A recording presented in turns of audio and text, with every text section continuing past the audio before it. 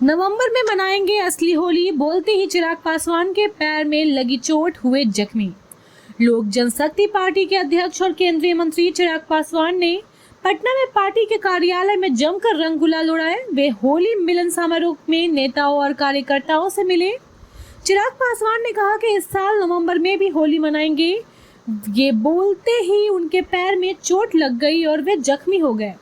केंद्रीय मंत्री चिराग पासवान 14 मार्च को मनाए जाने वाले होली के त्योहार से पहले अपनी मां रीना पासवान और पार्टी कार्यकर्ताओं के साथ पटना में होली मिलन कार्यक्रम में शामिल हुए।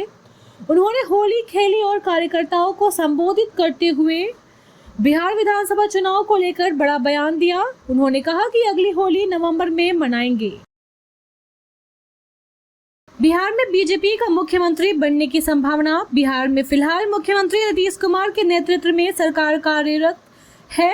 आगामी विधानसभा चुनाव 2025 में भाजपा और जेडीयू गठबंधन के तहत चुनाव लड़ेंगे। वर्तमान राजनीतिक स्थिति को देखते हुए भाजपा के मुख्यमंत्री बनने की संभावनाएं पूरी तरह स्पष्ट नहीं है। हालांकि अंतिम निर्णय गठबंधन के शीर्ष नेतृत्व द्वारा लिया जाएगा। बिहार की राजनीति में गठबंधन की भूमिका महत्वपूर्ण होती है और भविष्य की रणनीति चुनावी नतीजों पर निर्भर करेगी। बिहार के मुकेश सहनी की 60 सीटों की मांग। विकासशील इंसान पार्टी के प्रमुख मुकेश सहनी ने आगामी विधानसभा चुनाव में 60 सीटों की मांग की है। वर्तमान में उनकी पार्टी के पास 4 सीटें हैं, लेकिन वे निषाद समाज के राजनीतिक हक और आरक्षण के मुद्दे को मजबूत करना चाहते हैं। सहनी का मानना है कि निषाद समुदाय की जनसंख्या को देखते हुए उनकी पार्टी को अधिक सीटें मिलनी चाहिए, जिससे वे समाज के विकास और सशक्तिकरण के लिए प्रभावी भूमिका निभा सके। दरभंगा मेयर अंजुम आरा जेडीयू संबंध विवाद पर सार्वजनिक माफी।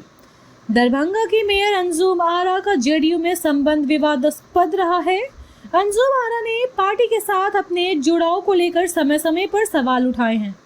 हाल ही में एक बयान में अपने कथनों के लिए उन्होंने सार्वजनिक रूप से माफी मांगी।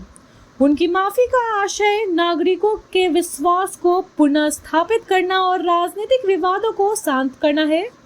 अंजुम आरा का यह कदम स्थानीय राजनीति में नए सिरे से भरोसा जगाने का प्रयास माना जा रहा है।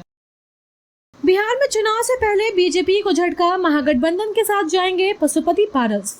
बिहार में चुनाव से पहले राजनीति में दोस्ती और दुश्मनी के कई चेहरे देखने को मिले। अब चुनाव से करीब 5 महीने पहले कभी बीजेपी की सरकार में मंत्री रहे पशुपति पारस ने अपना रास्ता जुदा कर लिया है। उन्होंने ऐलान करते हुए कहा है कि 14 अप्रैल को वे बड़ा फैसला करेंगे और बताएंगे कि बिहार का चुनाव वो किसके साथ मिलकर लड़ेंगे। पत्रकारों की बात करते हुए उन्होंने कहा कि हमारी पार्टी का फैसला है कि हम 243 सीटों पर चुनाव लड़ें। इसके लिए हम इंटरनल सर्वे करा रहे हैं।